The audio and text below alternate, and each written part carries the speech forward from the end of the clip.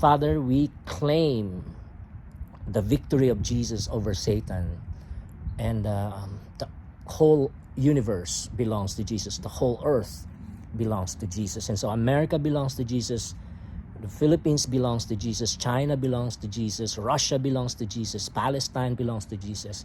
And we, all over the world, all countries of the world, they belong to Jesus Christ. And we rebuke Satan. We come against him. We cast him out of Malacanang. We cast him out of Washington, D.C. We cast him out of all those seats of power all over the world. We pray your name be worshipped, your kingdom come, your will be done in the Philippines, in America, in China, in Russia, in Palestine, in Israel, in Iran, in North Korea, in every nation of the world. And Father, we pray that you would stop the works of evil people.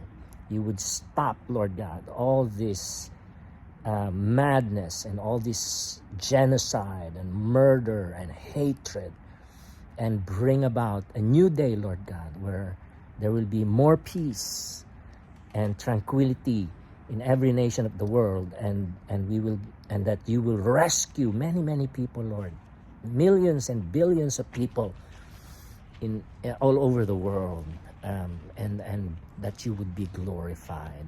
And we pray for those who are anxious and fearful because of all these current events that are oppressive and mean and rude and cruel and murderous and